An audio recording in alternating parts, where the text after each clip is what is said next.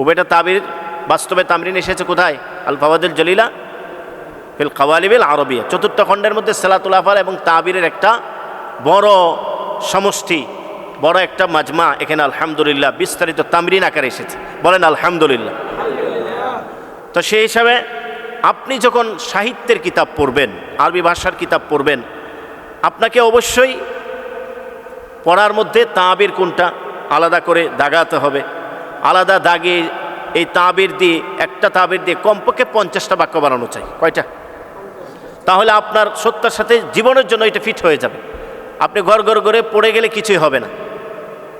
এভাবে এর আগের দর্শে বলেছিলাম যে সালাতুল আফালের গুরুত্ব, এইটাও আপনি একটা সালাতুল আফাল দিয়ে বহু বাক্য বানাতে হবে। এভাবে যখন আপনি সালাতুল আফাল দিয়ে অনেকগুলি বাক্য বানিয়ে মৌখিকভাবে লিখিতভাবে, তাবির দিয়ে মৌখিক লিখিতভাবে অনেকগুলি বাক্য বানাবেন, তখন আপনার লেখা ধীরে ধীরে উন্নত হতে থাকবে। আপনার লেখার মান ধীরে ধীরে উন্নত হতে থাকবে।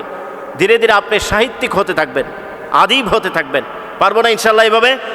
আল্লাহ সবাইকে তৌফিক দান করেন। বিসমিল্লাহির রহমানির রহিম। আসলে আমরা তাবির বলতে গেলে কি বুঝি? আমরা সবাই বলি তাবির তাবির তাবির। অনেকের মনে প্রশ্ন যে হুজুর আসলে তাবির বিষয়টা কি? তাবির তো বুঝি না। আসলে তাবির বলতে গেলে কি বোঝায়? তো আরবি ভাষা ও সাহিত্যিকদের পরিভাষায় তাবির সাধারণত দুটি অর্থে ব্যবহৃত হয়। কয়টি অর্থে? কয়টি অর্থে? দুটি অর্থে।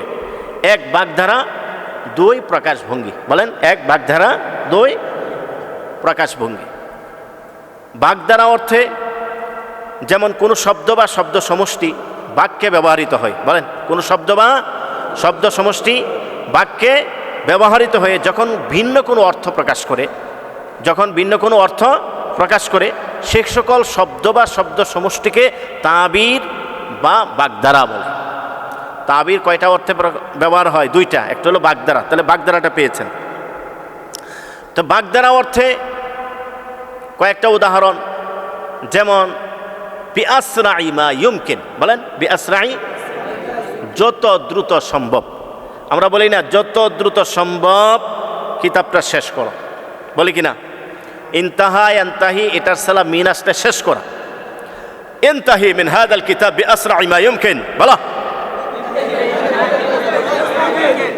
আর তাকিদ হয় যদি শুরুতে নিয়ে আসেন, বিআসরাই মা ইউমকিন ইনতাহি মিন হাদাল কিতাব, বলো। আবার বলো,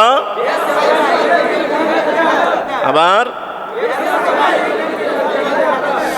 তাইলে এখানে দেখো, আসরা একটা শব্দ, মাইমকিন আরেকটা শব্দ। এখন দুইটা যখন একত্র হয়েছে তখন আলাদা একটা ভিন্ন অর্থ প্রকাশ করেছে না? ভিন্ন একটা অর্থ প্রকাশ করেছে কিনা? যেমন যা আমিন সাআতিহি, যা আমিন সাআতি, তিনি তৎক্ষণাৎ এসেছেন। বলেন, যা আমিন। হ্যাঁ, আমার আব্বা বাজারে ফিরেছেন, বাজারে গিয়েছেন এবং তৎক্ষণাৎ বাড়িতে ফিরে এসেছেন। মানে গিয়ে সে দেরি করেননি, সাথে সাথে ফিরে এসেছে। ঠিক আছে?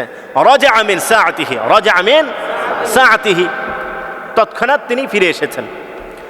যেমন তিনি লজ্জিত হয়েছেন, সুকিতা ফি ইয়াদিহি, সুকিতা ফি হাদা তিলমিজু সুকিতা ফি ইয়াদিহি, এই ছাত্রটি লজ্জিত হয়েছে। তাইলে সুকিতা মানে পড়ে যাওয়া, সাকাতা ইসকুত মানে পড়ে যাওয়া, সুকিতা মানে তাকে ফেলে দেওয়া হয়েছে তার হাতের মধ্যে। হইলে কোনো অর্থ বোঝা গেল? আসলে মূলত এটা একটা বাগধারা। এই বাগধারার অর্থ কি? তিনি কি হয়েছেন?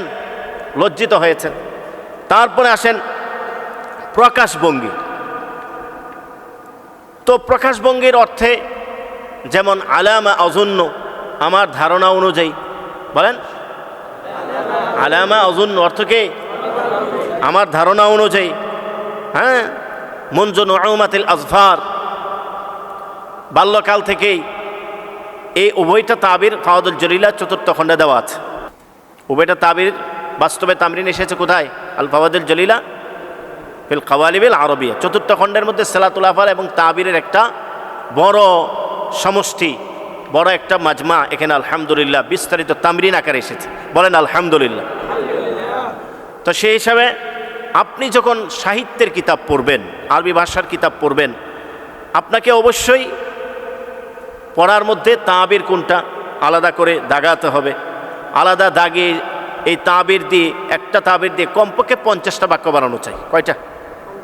তাহলে আপনার সত্যের সাথে জীবনের জন্য এটা ফিট হয়ে যাবে। আপনি ঘর করে পড়ে গেলে কিছুই হবে না। এভাবে এর আগের দর্শে বলেছিলাম যে সালাতুল আফালের গুরুত্ব, এইটাও আপনি একটা সালাতুল আফাল দিয়ে বহু বাক্য বানাতে হবে। এভাবে যখন আপনি সালাতুল আফাল দিয়ে অনেকগুলি বাক্য বানিয়ে মৌখিকভাবে লিখিতভাবে, তাবির দিয়ে মৌখিক লিখিতভাবে অনেকগুলি বাক্য বানাবেন, তখন আপনার লেখা ধীরে ধীরে উন্নত হতে থাকবে। আপনার লেখার মান ধীরে ধীরে উন্নত হতে থাকবে। ধীরে ধীরে আপনি সাহিত্যিক হতে থাকবেন, আদিব হতে থাকবেন। পারবো না ইনশাল্লাহ? এইভাবে আল্লাহ সবাইকে তৌফিক দান করেন।